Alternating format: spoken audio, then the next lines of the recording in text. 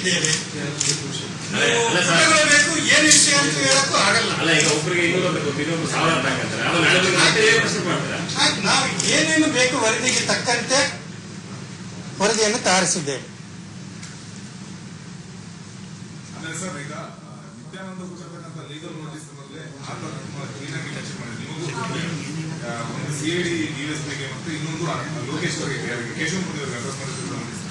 ಅದಕ್ಕೆ ಹೇಳ್ತೀನಿ ಯಶ,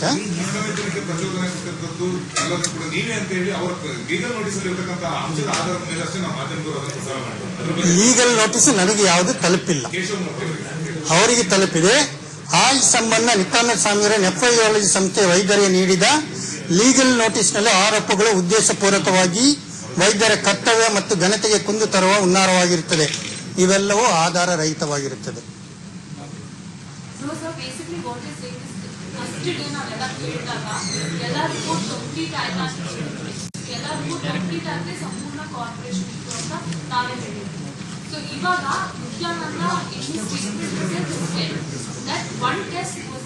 Nityananda statement he has told and it is statement. Okay, so again just to clarify, it has come to stand. See, he only is volunteered what he has not done himself. That's why we are asking because he has admitted and acknowledged that one of the tests was not performed. But the first day we were told that all the tests have been completed. Has done with the consent. With all the tests with the consent, we have given consent.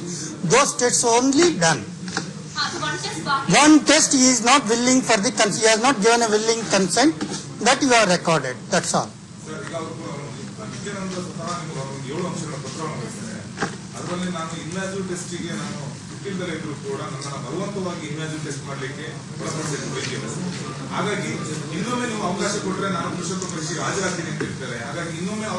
ಅವಕಾಶ ಕೊಡೋದು ನನ್ನ ಕೈಯಲ್ಲಿ ಇಲ್ಲ, ಅದು investigating ಆಫೀಸರ್ಗೆ ಸಂಬಂಧಪಟ್ಟಿದ್ದು, ಅವರು decide ಮಾಡಬೇಕು.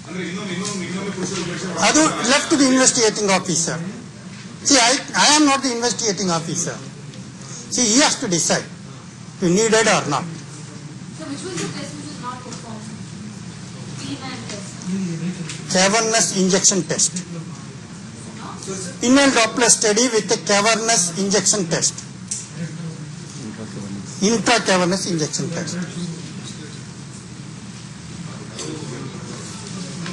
I will read out the English statement or I will distribute the copy.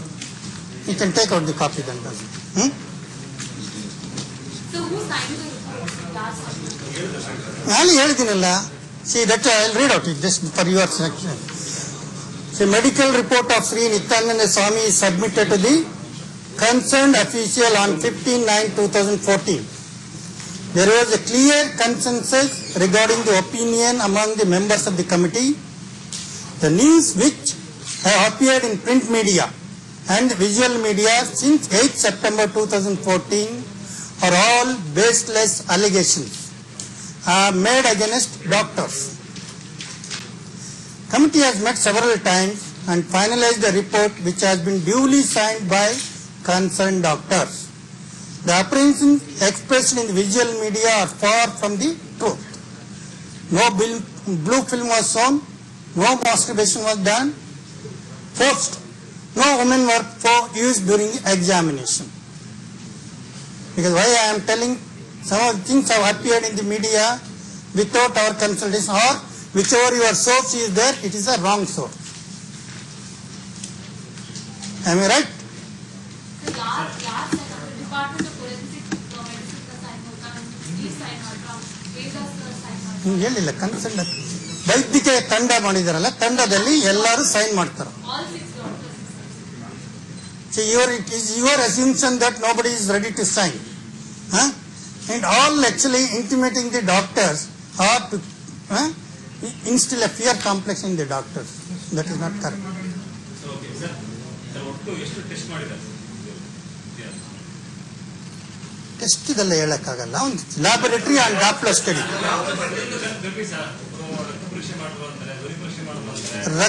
ಧ್ವನಿ ಪರೀಕ್ಷೆ ನಮಗೆ ಸಂಬಂಧಪಟ್ಟಿಲ್ಲ.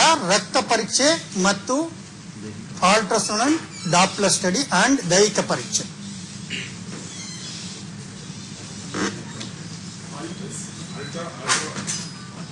Ultrasound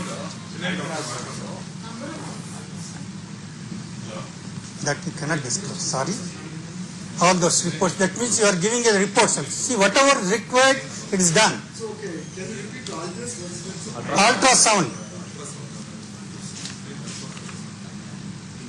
So Pina and Gopal test, Doppler. Doppler test, intravenous injection test are done. But Yes, remaining everything is done. But is whatever test you conducted, is that enough to say that to judge a person's potency?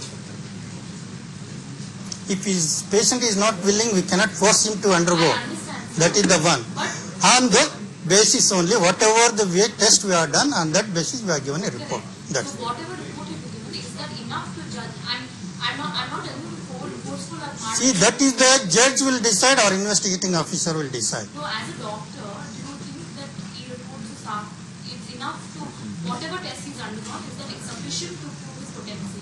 It's Yes or sufficient. no question? It is a sufficient. Huh? It can be sufficient. Sir ಇನ್ನೊಂದು ಅಂದ್ರೆ ವೈದ್ಯಕೀಯ ಪರೀಕ್ಷೆ ಸಮಯದಲ್ಲಿ ವಿಜ್ಞಾನದ ಎಲ್ಲಾ ಪರೀಕ್ಷೆಗಳು ಕೂಡ ಸಹಕಾರ ನೀಡಿದ್ದು ಯಾಕಂದ್ರೆ ಎಲ್ಲರಿಗೂ ಕುತೂಹಲ ಇದೆ. ಈಗ ತಾನೇ ಹೇಳಿದ್ವಿ. ಕೆಲವು ಒಂದು ಮಾತು ಕೇಳಿ ಬರ್ತಿದೆ, ನೀವೇನೋ ಒಂದು ಕ್ವಶನ್ ಕೇಳಿದಕ್ಕೆ ಅದಕ್ಕೆ ನಿತ್ಯಾನಂದ ಇನ್ನೇನೋ ಒಂದು ಆನ್ಸರ್ ಮಾಡೋಂಥದ್ದು, ಒಂದಕ್ಕೊಂದಕ್ಕೂ ಕೂಡ ತಾಳೆ ಆಗ್ತಾ ಇರಲಿಲ್ಲ, ಇನ್ನೊಂದು ಮಾತು ಕೇಳ್ತಾರೆ. ಅದು ಕನ್ಸರ್ನ್ ಡಾಕ್ಟರ್ ಹೇಳಿಲ್ಲಲ್ಲ, ನೀವು ಊಹಾಪೋಹಗಳಿಂದ ಬೇರೆಯವ್ರು ಹೇಳಿದ್ದನ್ನೇ ಹೇಳ್ತಾ ಇದ್ದೀರ ಅಂತ ಯಾವುದು ಕ್ಲಾರಿಫಿಕೇಶನ್ ಕೊಟ್ಬಿಡಿ ಸರ್ ಅದೆಲ್ಲ ಇಲ್ಲ. ಅಲ್ಲ, ಬಟ್ ಅದನ್ನೇ ಹೇಳ್ತೀನಲ್ಲ, ಏನು ನಡೆದಿದೆ, ಏನು ಮಾತುಕತೆ ಆಗಿದ್ದು ಅದನ್ನೆಲ್ಲ ಹೇಳಕ್ಕೂ ಆಗಲ್ಲ. And why you are not recorded that also, you are not permitted for the audio or video recording. Sir, ಈಗ ಪರೀಕ್ಷೆ ನಿತ್ಯಾನಂದ ಸಕಾರಾತ್ಮಕವಾಗಿ ಸ್ಪಂದಿಸಿದೆ ಸರ್. ಏನೇನು ಟೆಸ್ಟ್ ಎಲ್ಲ ಆಯ್ತು, ಎಲ್ಲಾ ಟೆಸ್ಟ್ಗಳಿಗೂ ಕೂಡ ಹೇಳಿದ್ದೆ ಹೇಳ್ತಾ ಇದ್ರಲ್ಲಿ, ಈಗ ತಾನೇ ಹೇಳಿದ್ರಲ್ಲಿ. ನೀವು ಅದನ್ನೇ ಹೇಳಿದ್ದೆ ಕೇಳಿದ್ದೆ ಕ್ವಶನ್ ಕೇಳ್ತಾ ಇದ್ರೆ ಏನಾಗ್ತದೆ? ಆಯ್ತಾ, ಮುಗಿದ ಇನ್ನೇನಾದ್ರೂ ಇದೆಯಾ? ಬೇರೆ ನಾನು ಹೇಳಿದ್ದು ಬಿಟ್ಟು ಏನಾದ್ರು ಕೇಳೋದಿದ್ರೆ ಕೇಳ್ಬೋದು. ನಿತ್ಯಾನಂದ ಒಂದು ಆರೋಪ ಮಾಡಿದ್ದಾರೆ, ಮೆಡಿಕಲ್ ಜೂರಿಸ್ಪ್ರುಡೆನ್ಸ್ ನ ವೈಲೇಟ್ ಮಾಡಿದ್ದಾರೆ ಎಲ್ಲ ಪ್ಯಾನಲ್ ಆಫ್ ಡಾಕ್ಟರ್ಸ್ ಅಂತ ಹೇಳಿ. ಸೊ ಅದ್ರ ಬಗ್ಗೆ ಏನು ಹೇಳ್ತಾರೆ ಸರ್? ಹೇಳಿ. ಯಾವುದೇ ವೈಲೇಟ್ ಮಾಡಿ He is a forensic expert. He is a better person to tell. ಪ್ರಕಾರನೇ ಮಾಡ್ತಾರೆ. ಅಲ್ಲ, ನೀವು ಆಕ್ಚುಲಿ ಡಾಕ್ಟರ್ ವೃತ್ತಿ ಮಾಡೋರ್ನ ಹೇಳೋಕೆ ನಂಬ್ತೀರಾ ಅಥವಾ ಏನೋ ಯಾವಾಗೋ ಬುಕ್ ಓದಿ ಅದ್ರ ತರನ ಮಾಡಿಲ್ಲ ಅಂತ ಅವ್ರನ್ನ ಮಾತ್ರ ನಂಬ್ತೀರಾ? ಸರ್, ಅವ್ರ ಶಿಷ್ಯರೇ ಆರೋಪ ಮಾಡ್ತಾ ಇದ್ದಾರೆ ನಿತ್ಯಾನಂದ ಸರ್ ಯಾಕೆ ಈ ತರದ ಒಂದು ಡೌಟ್ ಕ್ರಿಯೇಟ್ ಆಯ್ತು ಅಂದ್ರೆ, ಲೀಗಲ್ ನೋಟಿಸ್ ಇಶ್ಯೂ ಮಾಡಿದ ನಂತರ ನಿಮ್ಮಿಂದ ಯಾವುದೇ ರೀತಿಯ ಪ್ರತಿಕ್ರಿಯೆ ಬರಲಿಲ್ಲ, ಯಾವ್ದು ಕೇಶವಮೂರ್ತಿ ಅವರ ಕಡೆಯಿಂದ ಎಸ್ಪೆಷಲಿ. ಅದು ಲೀಗಲಿ ಕೊಡ್ತಿದ್ದಾರೆ.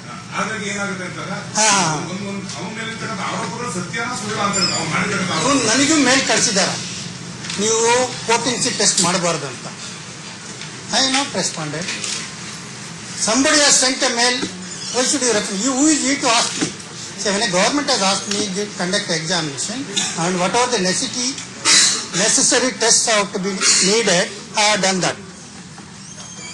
There is no ambiguous.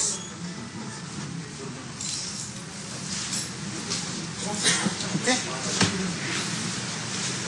Thank you very much. Venkat Raghav. Yes ವೀಕ್ಷಕರೇ, ಡಾಕ್ಟರ್ ದುರ್ಗಣ್ಣ ಹೇಳಿದಂತ ಮಾತು ನೀವು ಕೇಳಿಸ್ಕೊಂಡ್ರಿ. ಮಾಧ್ಯಮಗಳಲ್ಲಿ ಹಲವಾರು ವರದಿಗಳು ಬಂದಿತ್ತು. ಅವರಿಗೆ ನೀಲಿ ಚಿತ್ರಗಳನ್ನು ತೋರಿಸಲಾಗಿತ್ತು, ಹಸ್ತಮೈಥುನವನ್ನು ಮಾಡಿಸಲಾಗಿತ್ತು, ಜೊತೆಗೆ ಯಾವ ಡಾಕ್ಟರ್ಗಳು ಕೂಡ ಸೈನ್ ಹಾಕೋದಕ್ಕೆ ಮುಂದೆ ಬರ್ತಾ ಇಲ್ಲ ಭಯದಿಂದಾಗಿ ಅನ್ನುವಂಥದ್ದು, ಅವೆಲ್ಲವನ್ನೂ ಕೂಡ ಅಲ್ಲಗೆಳೆದಿದ್ದಾರೆ. ಆದ್ರೆ ಒಂದಂತೂ ಬಹಳ ಸ್ಪಷ್ಟ, ಸಮಯ ನ್ಯೂಸ್ ಯಾವತ್ತೂ ಕೂಡ ಆ ವಿಚಾರವನ್ನ ನಾವು ಹೇಳಲಿಲ್ಲ. ಅವರಿಗೆ ನೀಲಿ ಚಿತ್ರವನ್ನು ತೋರಿಸಿದ್ದಾರೆ, ಆ ಸಂದರ್ಭದಲ್ಲಿ ಹಸ್ತಮೈಥುನಕ್ಕೆ ಫೋರ್ಸ್ ಮಾಡಿದ್ರು ಅಥವಾ ಹೆಣ್ಮಕ್ಳನ್ನು ಕರೆತಂದಿದ್ರು, ಇಂಥ ಊಹಾಪೋಹಗಳು. ಒಂದು ಅಂಶ ಇಲ್ಲಿ ಸ್ಪಷ್ಟಪಡಿಸ್ತೀನಿ. ಯಾವಾಗ ಪುರುಷತ್ವ ಪರೀಕ್ಷೆ ವಿಚಾರಗಳು ಸುದೀರ್ಘವಾಗಿ ಚರ್ಚೆ ಆಯಿತು, ಅದಕ್ಕಿಂತ ಮೊದಲು ಈ ಎಲ್ಲ ಕಲ್ಪನೆಗಳು ಜನಸಾಮಾನ್ಯರಲ್ಲಿ ಇತ್ತು. ಹೀಗಿರ್ಬೋದೇನೋ ಅನ್ನುವಂಥದ್ದು. ಬಟ್ ಅದು ಯಾವುದೂ ಅಲ್ಲ ಅಂತ ಮತ್ತೊಮ್ಮೆ ಡಾಕ್ಟರ್ ಹೇಳಿಕೆಯಿಂದ ಪ್ರೂವ್ ಆಗ್ತಾ ಇದೆ. ಇನ್ನೊಂದು, ಈ ಪುರುಷತ್ವ ಪರೀಕ್ಷೆ ಮುಂದಿನ ದಿನಮಾನಗಳಲ್ಲಿ ಈಗಲೂ ಕೂಡ ಅಂದ್ರೆ ಮದುವೆ ಆಗುವಂತಹ ಸಂದರ್ಭದಲ್ಲಿ ಪುರುಷತ್ವ ಪರೀಕ್ಷೆ ಮಾಡ್ತೀವಿ ಅನ್ನುವಂಥ ಒಂದು ನಿರ್ಧಾರಕ್ಕೆ ಬರಲಾಗ್ತಾ ಇದೆ. ಬಹಳ ದೊಡ್ಡ ಚರ್ಚೆಗಳಾಗ್ತಾ ಇದೆ. ಹಾಗಿರುವಂತಹ ಸಂದರ್ಭದಲ್ಲಿ 55% ಭಾರತದಲ್ಲಿ ಯುವ ಶಕ್ತಿ ಏನಿದೆ ಅವರು ಅರ್ಥ ಮಾಡ್ಕೋಬೇಕಾಗುತ್ತೆ. ಇದು ವೆರಿ ಇಂಪಾರ್ಟೆಂಟ್. ಹಾಗಾಗಿ ಅದನ್ನು ಬಹಳ ಒಂದು ವೈದ್ಯ ಲೋಕದ ಅಕಾಡೆಮಿಕ್ ಸಬ್ಜೆಕ್ಟ್ ಒಂದು ಇನ್ಫಾರ್ಮೇಶನ್ ಆಗಿ ನೀವು ತಗೊಳ್ಳಿದೆ. Thank you very much. ಈಗ ನಾವು ಚರ್ಚೆಯನ್ನು ಮುಂದುವರಿಸೋಣ.